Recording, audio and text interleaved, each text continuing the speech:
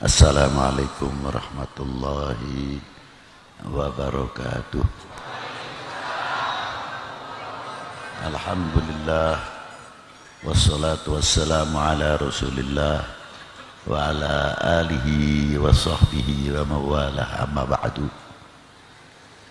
Telah berkata di dalam kitab Jami'ul Usulil Auliya yang telah ditulis oleh beliau at-ta'lif atau mu'allif dalam kitab Jami'ul Usulil Auliya, beberapa kata-kata mutiara oleh para aulia, para ulama atau jumhur atau jamahirul ulama dan para aulia, seperti dawuhnya Al-Imam Najmuddin dan beberapa tokoh-tokoh yang lain yang menerangkan tentang asy-syariah.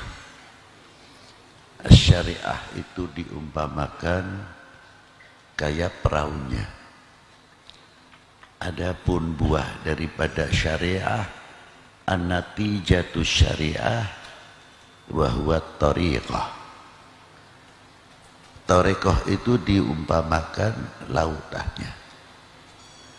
Kelihatannya memang mudah, gampang. Orang mau menaiki perahu, yang jadi nakodanya siapa? Apakah perahu itu akan berjalan sendiri? Tidak mungkin. Mungkin mesinnya bisa dijalankan atau layar bisa dijalankan. Tapi tanpa nakoda ataupun tanpa kapten kapal juga sama. Bisa nyasar, bisa ngantem karang, tidak tahu situasi, ini akan terjadi gelombang yang cukup besar atau tidak. Dan bagaimana keadaan penumpang yang ada di dalam safinah atau perahu itu sendiri, mampu atau tidak kalau gelombang itu besar. Ada yang pusing, juga bisa yang tidak kuat, muntah-muntah dan sebagainya. Itu pasti insya Allah begitu. Nah, siapa beliau yang nakoda atau kapten kapalnya? Ya tidak lain. Di dalam syariah pun ya ulama-ulama yang luar biasa yang ada di dalam safinah. Tidak begitu saja perahu itu akan jalan sendiri. Umpamanya tekanan angin ini berapa, datang dari mana, ini akan terjadi gelombang yang besar. Kalau kita yang awam sebagai penumpang oke saja, yang penting kapalnya tidak bocor. Yang penting kapalnya bisa menyampaikan tujuan, insya Allah. Kalau syariat itu pasti biidznillah. Namun kita ditantang belajar naik perahu kapan? Seperti contohnya apa? As-sholah dan lain sebagainya. Setelah sholat tahu bagaimana caranya niat. Bisakah atau tidak sebelum sholat hati kita itu sudah hudur kepada Allah Subhanahu wa ta'ala? Ataukah menerima sholat itu sebagai beban? Atau tidak? Karena di dalam sholat itu sendiri mencakup dari beberapa hal. Untuk pribadi, untuk hubungan sesama kita, al-mu'min akhul mu'min, al-muslim akhul muslim, semuanya ada di dalam khamsa al-awqat, 5 waktu itu dalam sholat. Maka kalau sabda Nabi, awalu ma yuhasabu yaumal qiyamah as-sholah, ya tepat sekali. Pertama kali yang dihisab yaumil qiyamah adalah sholatnya. Oh, itu kata sabda Nabi tepat sekali. Karena apa? Di situ segalanya. Yang berhubung untuk pribadi, untuk umat. Coba satu contoh waktu kita mengucapkan Bismillahirrahmanirrahim. Alhamdulillahi Rabbil Alamin. Segala puji milik Allah Subhanahu wa ta'ala yang menguasai, raja semua alam, untuk manusia khususnya yang berakal. Lanjutkan, Ar-Rahman Ar-Rahim, Malik Yaumiddin, pengenalan diri dengan ikrar dalam suratul Fatihah, Alhamdulillahi Rabbil Ar-Rahman Ar-Rahim. Di dalam kitab Khazinatul Asrar disebutkan, ketika orang membaca suratul Fatihah, Alhamdulillahi Rabbil Alamin, dijawab oleh Allah Ta'ala apa? Haqqi, itu milikku. Ketika kita sampai kepada Ar-Rahman Ar-Rahim, dijawab oleh Allah Ta'ala apa? Haqqi, itu milik saya. Tiada sekutu baginya. Ketika sampai Malik Yaumiddin, Haqqi, itu milikku. Sejauh mana kita mengetahui dalam tafsir suratul Fatihah ketika kita mengucapkan Malik Yaumiddin? Kalau kita mengingat itu mestinya takut. Sebab apa? Untuk menunjukkan kalimah Maliki Yaumiddin, kullu syai'in halikun illa wajha. Bumi, langit, semua hancur semua. Malaikat pun ikut mati, jangan dikira tidak. Semua mati. Lalu Allah Ta'ala berfirman apa, bersabda apa di tengah-tengah itu? Hai, mana orang-orang yang mempertuhankan selain aku? Tidak satu pun yang bangun, tidak satu pun yang nongol. Di situ kita melihat bahwa al-wahidul ahad, as-samadul ladzi lam yalid wa lam yulad wa lam yakul lahu kufuwan ahad. Al-awwalu bila ibtida wal akhiru bila intiha. Selain Allah Ta'ala mawjudun ba'dal adami wal fana. Kita tahu nanti tauhid di situlah. Lalu kita apa yang kita persiapkan pada waktu kita akan menemui sejanjinya Allah Ta'ala yaumil qiyamah? Apakah kita sudah mempersiapkan diri untuk menghadap? Bekal apa yang harus kita persiapkan? Tidak terlepas hanya kuncinya husnul khotimah yang kita harapkan. Satu. Kedua, ampunannya. Yang ketiga, tidak terlepas sebagai tawasul kita mengharapkan syafaah bagi Nabi sallallahu alaihi wa alihi wasallam. Lalu terusnya, iyyaka na'budu wa iyyaka nasta'in. Kepadamulah aku menyembah dan kepadamulah kami meminta pertolongan. Kalimahnya pakai jamak, bukan pakai kalimah mufrad. Asalnya nahnu. Kalau nahnu na'budu. Tapi kalau sendirian kalimah mufrad a'budu. Dibimbing oleh Allah Ta'ala menggunakan kalimah nahnu. Malik Yaumiddin, iyyaka na'budu wa iyyaka nasta'in. Setiap lubuk mukmin harus mempunyai i'tiqad, kepadamulah kami, siapapun kami, bukan pribadi saya saja. Dan kita ini pernah mengajarkan kepada nahnu lil ahlil bait lil aulad wal abna wal banat. Kita mengajarkan kepada anak-anak generasi kita bertauhid kepada Allah Subhanahu wa taala. Sejauh mana kita mengajarkan tauhid kepada anak-anak kita? Jauh daripada dunia kesyirikan-kesyirikan. Sudah sampai mana kita mengajarkan? Dan ketika kita menyebutkan wa iyyaka nasta'in, merasa tidak kalau kita ini golongan yang lemah? Sadar tidak ketika kita mengucapkan iyyaka na'budu wa iyyaka nasta'in sambil begini, saya mampu, saya kuat, begitu enggak kira-kiranya? Malu mestinya ketika kita menyebutkan iyyaka na'budu wa iyyaka, kita lemah, dhaif. Siapa yang paling bisa menolong? Hanyalah Engkau ya Allah. Seandainya dia penyakitan, siapalah yang bisa menyembuhkan? Hanyalah Engkau ya Allah. Adapun kita kena penyakit, kita ridho, untuk menambah keridhaan pahala kita ikhtiar. Entah itu minum obat, tapi hati-hati.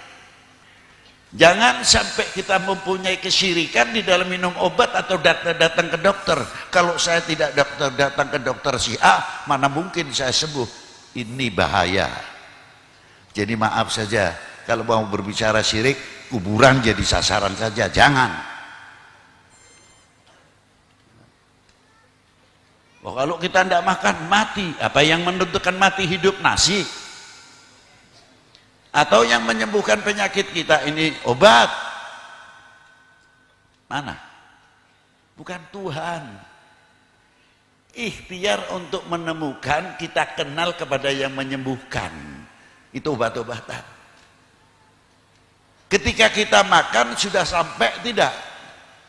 Kenal kepada yang memberi kenyang atau hanya dapat kenyang?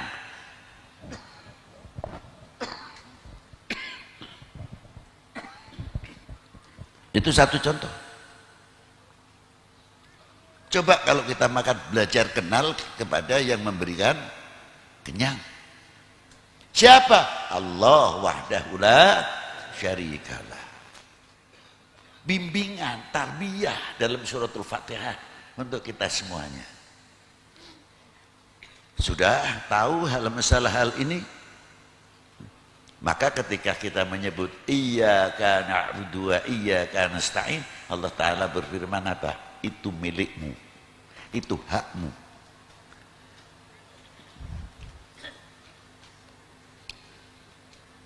Kepedulian kita sejauh mana dalam mengucapkan ihdinas siratal mustaqim? Lafadznya juga pakai jamak, bukan ihdini, tapi menggunakan apa? Ihdina, maknanya aja tunjukkanlah kami jalan yang lurus. Apakah itu untuk pribadi? Peduli antar kita, al-mu'min akhul mu'min, al-muslim akhul muslim. Kalau tahu benar masalah ihdinas siratal mustaqim, tidak ada antar muslim itu ribut saja. Tidak ada ikhtilaf, khilafiyah itu kecil. Tapi lebih akrab, lebih menjalin, saling menghargai di antara satu sama yang lain. Sebab setiap sholat kami sadar saling mendoakan. Tunjukkanlah kami jalan yang lurus. Bukan untuk akhirat saja. Tunjukkanlah kami. Mungkin yang dagangannya masih pasar sepi dan sebagainya, atau mengalami problema dalam hidup dan sebagainya. Ya Allah, tunjukkanlah kami ekonomi kami, saudara-saudara muslim kami khususnya. Jalan yang beruntung, jangan sampai menempuh jalan kerugian dalam berekonomi. Ketika kita mendoakan, ingat dunia pertanian, juga semua petani-petani kita muslim khususnya. Umumnya pada bangsa ini. Tunjukkanlah kami jalan yang lurus dalam dunia pertanian. Sehingga dengan yang baik kita akan menjadi negara, bangsa yang mempertahankan ketahanan pangan. Bukan sekadar kita bicara tentang ketahanan pangan saja, tapi kita dilambari fondasi dengan tauhid kepada Allah Subhanahu wa taala, karena negara kita itu luar biasa dengan Pancasilanya, dengan apa sila pertama, ketuhanan yang maha. Loh, itu hebatnya di situ. Ikhtiar tetap. Ihdinas siratal mustaqim. Saudara kita yang di rumah sakit mungkin masih sakit. Atau dalam sakaratul maut, banyaknya doa kita ini hingga mencapai martabat husnul khatimah karena doa. Tunjukkanlah jalan yang lurus saudaraku yang masih sakit ya Allah, semoga diampuni dan mendapatkan husnul. Sangat luas kalimah ihdina, bukan untuk mendoakan umat Islam atau untuk bangsa Indonesia saja, tapi yang dari Haramain, Afrika, semua tercakup dalam kalimah ihdina siratal ladzina an'amta 'alaihim minan nabiyyin was-siddiqin wasyuhada hebatnya. Itu diantaranya. Nah, kalau kita sudah mengetahui yang demikian, ya luar biasa.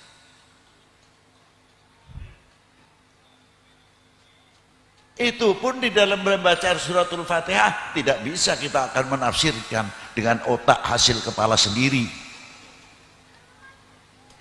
Harus kita punya guru hingga tahu dan sebagainya. Wudhu pun sama, harus punya guru. Itulah diantaranya kalau kita as-safinatu kal syariatu kasafinah, bahwa syariah itu seperti perahu. Jadi ilmunya kita naik perahu sudah tahu, apalagi kalau kita kembali at-tariqatu kal bahr. Tariqah itu bagaikan lautan. Mengapa bagaikan lautan? Yang mengantar kita kenal kepada Allah dengan melalui jalur tariqah. Baru kita tahu begitu luasnya kekuasaan Allah Subhanahu. Itu diantaranya. Nanti kita akan ketemu buahnya daripada tarekah adalah mutiara yang luar biasa, adalah hakikat. Apa maksudnya hakikat? Kita menemukan mutiara al-ahlak wal adab kepada Allah Subhanahu wa ta'ala. Kalau kita memahami dalam suratul Fatihah dan kita memahami apa yang ada kandungan dalam suratul Fatihah, sangat luar biasa. Apalagi di dalam mesti kita berhubungan dengan baginda Nabi sallallahu alaihi wasallam. Setiap sholat, entah itu wajib entah itu sunnah, berapa kali kita mengucapkan assalamualaikum ayuhan nabiyyu warahmatullahi.